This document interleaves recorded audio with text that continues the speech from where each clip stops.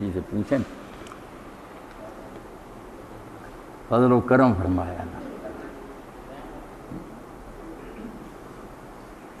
دے دینا سوال کرنا تھا۔ نواز صاحب بھی آئے ہیں، ڈاکٹر شکیر صاحب سوال کریں بہت، چلو دوسرے لوگوں کا بھی بلا ہو جاتا ہے۔ مولانا یہ قادیانیت کا فتنہ پھر اٹھ رہا ہے، اور اس سلسلے میں جو پڑھے لکھے لوگ ہیں وہ یہی کہتے ہیں کہ یہ ان کا اخلاق بہت اچھا ہوتا ہے، معاملات اچھے ہوتے ہیں، تو کیوں کر ان کو تبلیغ سے روکا جا سکتا ہے؟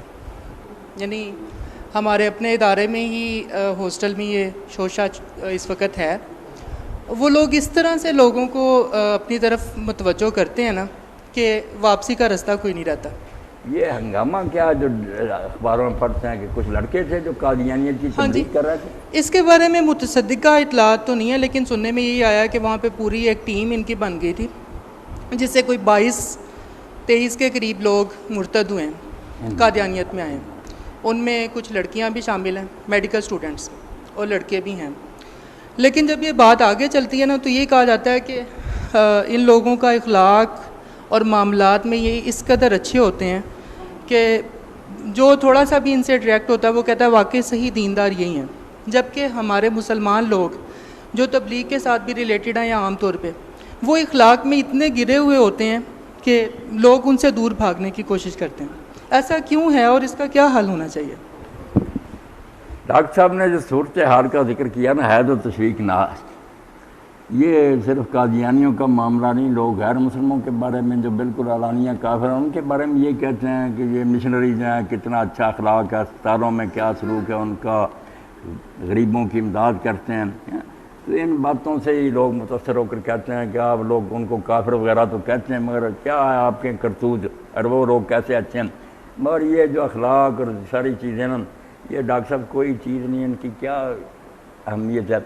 جیسے ایک ڈاکو جو ہے نا بڑا اچھا سلوک کرے، کسی آدمی کو مٹھائی وغیرہ کھلائے اور ساتھ لے جائے جنگل میں جا کے لوٹ لے اور اس کو قتل کر دے، تو کیا اس کے اخلاق کو کر رہا ہے؟ جب برباد کر دیا، ایمان لوٹ لیا، دوزخ کے مستحق کو بنا دیا، تو ایسے اخلاق پر لعنت بھیجنی چاہیے۔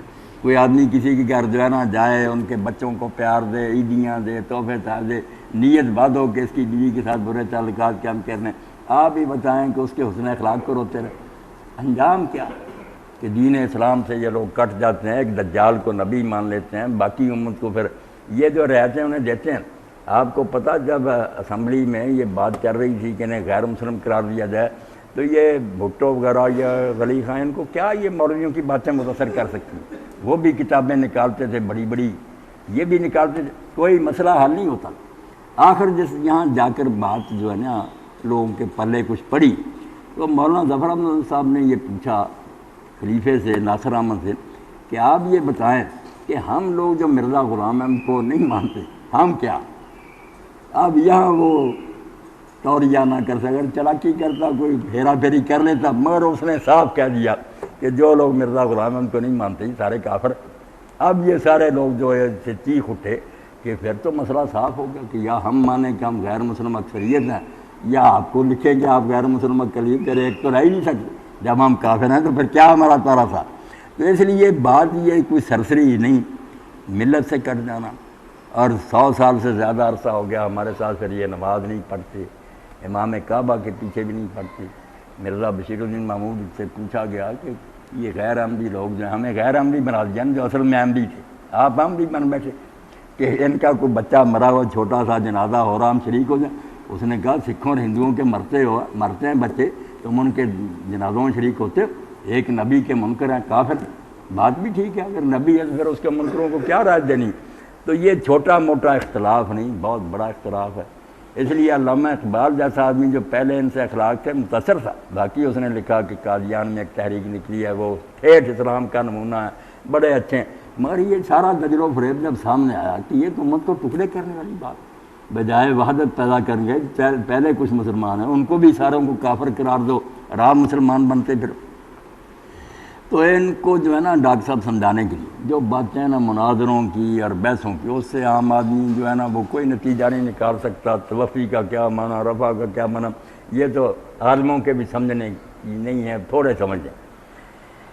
بات جو سمجھنے کے لیے خلاصے کے طور پر بیان کر دیں، چلو وقت تھوڑا، کہ قادیانی تحریک نے جو دین کو نقصان پہنچایا نا، سارے انبیاء کی دعوت آدم علیہ السلام سے، کہ جڑ کاٹ دی ہے نبیوں کی۔ اس لیے جب میری بات ہوتی نا، یہاں بھی مصطفیٰ آباد میں آپ کے اسپتال کے سامنے اس محلے میں اکٹھے ہوئے تھے، لڑکوں کو گمراہ کر رہے تھے یہ دارالقرآن میں، وہ پھر میرے پاس آئے، طے ہوا کہ بات ہوگی، گئے تو ضلع کے مربی تھے، شہر کے جو خطیب وہ تھے، بہت جمع ہوئے تھے محلہ ہی۔ اسی وقت مجھے پتہ چلا کہ یہ سارے لوگ ایک ہی جگہ رہ رہے ہیں، مسجد بھی وہاں اندر بنائی ہوئی، تو اکٹھے ہوئے۔ تو میں نے بعد ہی ڈاکٹر صاحب یہاں سے شروع، میں نے نہیں عیسیٰ علیہ السلام زندہ، یعنی میں نے کہا یار میری بات کرو، میں اسلام چھوڑنا چاہتا، بالکل یہ دین کوئی نہیں، میں نہیں ماننا، مجھے بتا سکتے ہو بتا۔ وہ حیران ہو گئے۔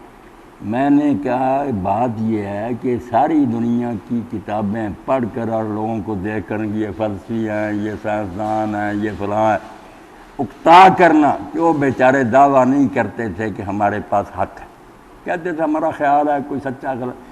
ایک گروہ ایسا نظر آیا جس کا اعلان یہ تھا کہ ہم ظن و تخمینی اندازوں سے بات نہیں کرتے، ہمیں اللہ علم دیتا اور یہ 100% درست حق، یہ انبیاء کی جماعت۔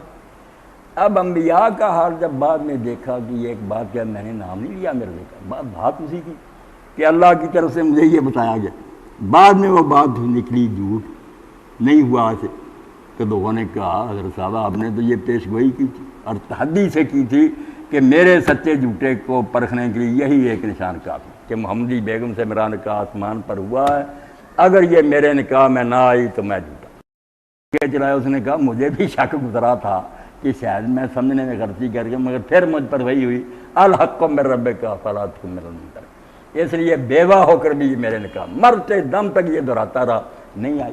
اب اس ظالم نے کیا کیا، سارے انبیاء کا بیڑا کر کے کہنے لگا یار میں کیا کروں، فیصد ہوتا ہے، کہنے لگا جو بدکار عورت ہے نا، فحشہ اور کنجریاں، کئی پیش گوئیاں ان کی بھی سچی ہو جاتی اور کئی نبیوں کی بھی سچی نہیں ہوتی، فیصد نکالا کرو، جس کی زیادہ ٹھیک ہونا وہ نبی، جس کی کم ٹھیک ہو وہ جھوٹا ہو سکتا ہے، ساری نہیں سچی ہو سکتی۔ اور اس کے لیے بنیاد بنا لیا کہ یونس علیہ السلام نے بھی پیش گوئی کی تھی 3 دن کے بعد عذاب کی، وہ نہیں پوری۔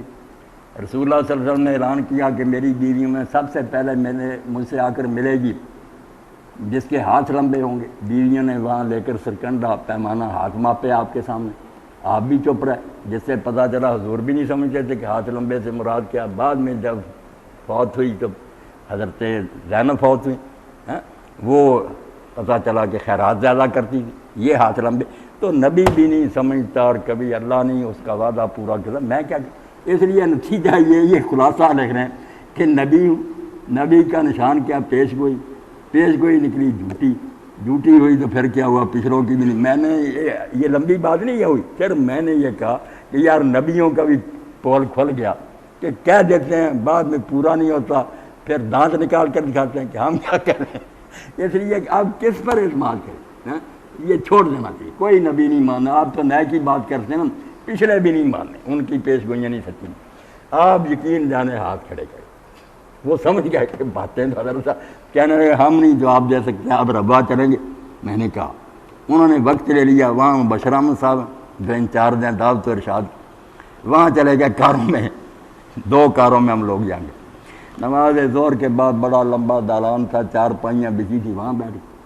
اب وہاں جب بات چلی نا، میں نے وہاں پینترا بدل دیا، وہاں یہ نہیں پھر موضوع چلا، میں نے یہ کہا کہ یار جو چاہے تحقیق تھی نا مرزا صاحب کی کہ عیسیٰ علیہ السلام مر گئے، آپ اس پر بھی اگر بات کرنا چاہیں گے تو کر لیں گے، شوق پورا کریں، مگر اب یہ سوال ہے صرف کہ انہوں نے کیوں ابن تیمیہ ابن قیم کا نام لیا، کتنے بڑے امام بھی عیسیٰ علیہ السلام کی موت کے قائل۔ یہ اگر کہیں انہوں نے کہا تو دکھاؤ، ورنہ مانو کہ جھوٹوں پر اللہ کی لعنت ہے۔ جھوٹ کیوں بولا، مر گیا عیسیٰ علیہ السلام، اپنی دلیلیں دیتا رہتا، ابن تیمیہ ابن قیم کا نام کیوں؟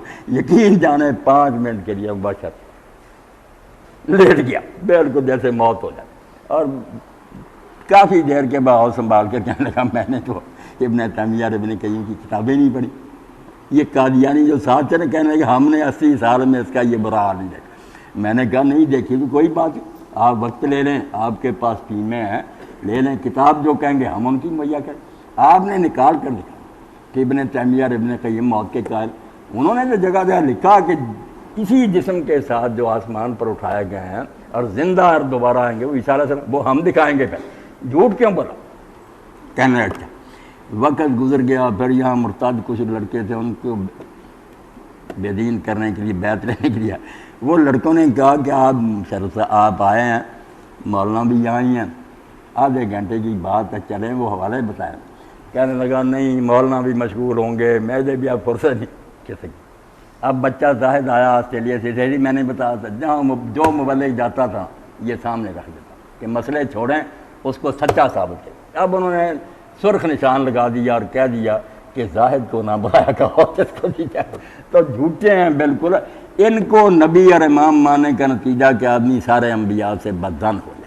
اور یہاں مختصر بتا دوں، جب وہاں ربا میں بات ہوئی نا، پھر یہی کہ یونس علیہ السلام نے پیش گوئی، اب غلطیاں تو ہمارے مفسروں کی، میں نے کہا قرآن مجید سے اور اللہ کے رسول کی حدیث سے اگر نکل آیا نا کہ یونس علیہ السلام نے کہا تھا 3 دن بعد عذاب آئے گا اور نہیں آیا تو ہم ایسے خدا کو اور نبی کو نہیں مانیں گے۔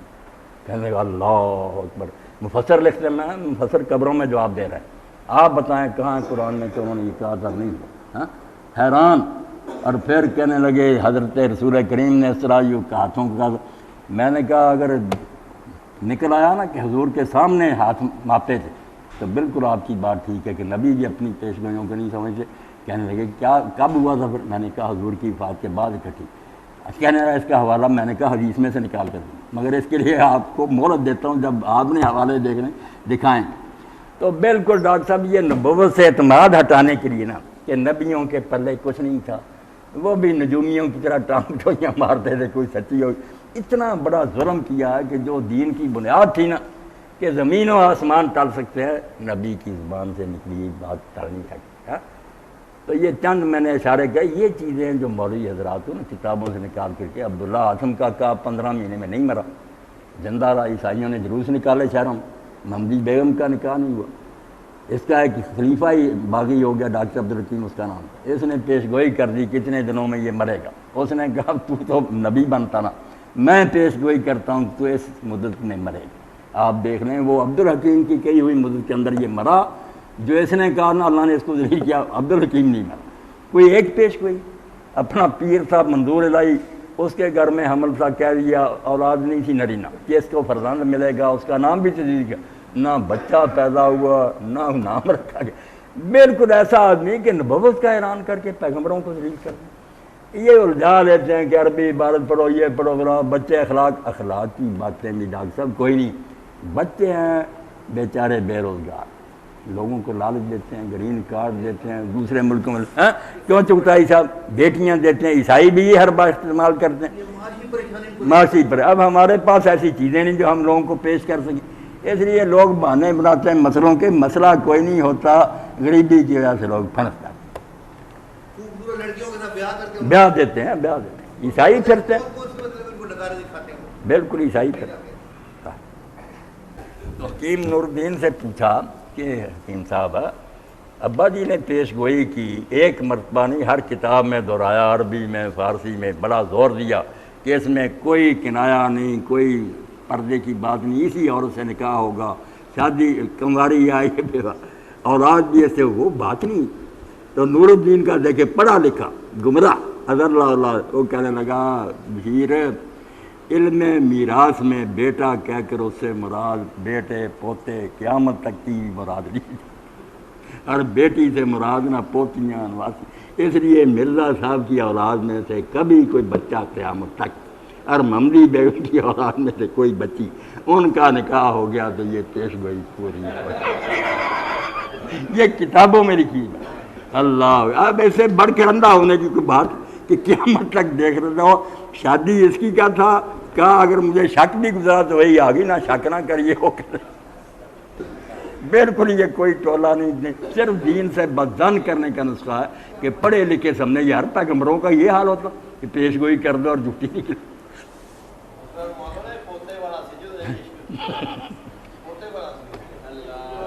بالکل گمراہ، کوئی نہیں ان میں، نہ کوئی تفسیر کا کوئی نقطہ حل کیا، نہ کوئی حدیث کی کوئی شرح کی، کیا خدمت سر انجام ہے تجدید دین۔